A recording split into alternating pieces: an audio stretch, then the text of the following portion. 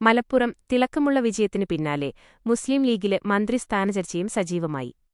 ഇത്തവണയും 5 മന്ത്രിസ്ഥാനങ്ങളാണ് ലീഗ് പ്രതീക്ഷിക്കുന്നത്. പി.കെ. കുഞ്ഞാലിക്കുട്ടി മന്ത്രിസ്ഥാനം ഉറപ്പിച്ചിട്ടുണ്ട്. സുപ്രധാന വകുപ്പുകള് അദ്ദേഹം കൈകാര്യം ചെയ്യും.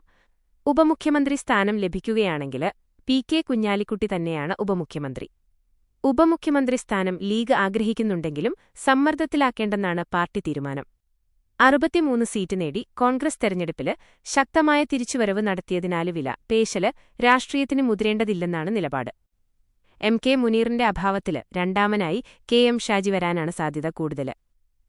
ഷാജിക്കായി പാർട്ടിയിലെ രണ്ടാം നിര നേതാക്കള് തന്നെ രംഗത്തുണ്ട്. മന്ത്രിസ്ഥാനത്തിനായി മങ്കടയിൽ നിന്നും വിജയിച്ച മുന് മന്ത്രി മഞ്ഞളാംകുഴി അലിയും നീക്കം സജീവമാക്കിയിട്ടുണ്ട്. തുടർച്ചയായി 4ാം തവണയും ഏറനാട്ടില് നിന്നും വിജയിച്ചെത്തിയ പി.കെ. ബഷീർ മന്ത്രി പട്ടികയിലുണ്ട്.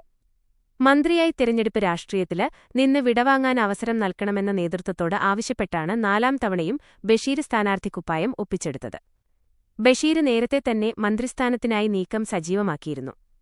ഇതിനു പുറമെ കോട്ടക്കലിൽ നിന്ന് വിജയിച്ചെത്തിയ ആബിദ് ഹുസൈന് തങ്ങളും മന്ത്രിസ്ഥാനത്തിനായി നീക്കം നടത്തുന്നുണ്ട്.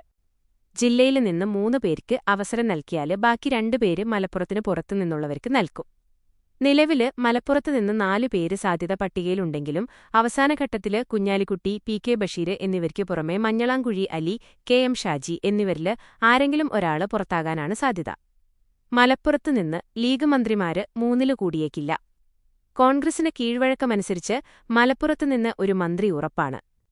അങ്ങനെയാകുമ്പോള് മലപ്പുറത്തുനിന്നുള്ള മന്ത്രിമാരുടെ എണ്ണത്തിന്റെ സന്തുലിതാവസ്ഥ നിലനിർത്താന് മലപ്പുറത്തുനിന്നുള്ള മന്ത്രിമാരുടെ എണ്ണം ലീഗ് 3ലേക്ക് ചുരുങ്ങും.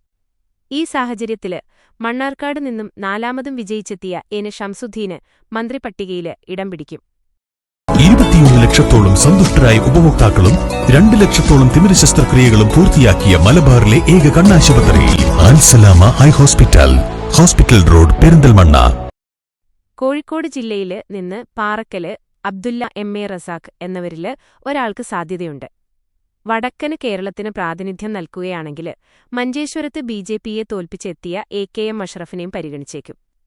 ഡെപ്യൂട്ടി സ്പീക്കർ സ്ഥാനം ലഭിച്ചാല് ഇതില് ഒരാളെ അതിലേക്ക് പരിഗണിക്കും. ഇങ്ങനെ ഒരു ഡസനോളം പേരാണ് മുസ്ലിം ലീഗില് മന്ത്രിക്കുപ്പായത്തിനായി പടവെട്ട് നടത്തുന്നത്.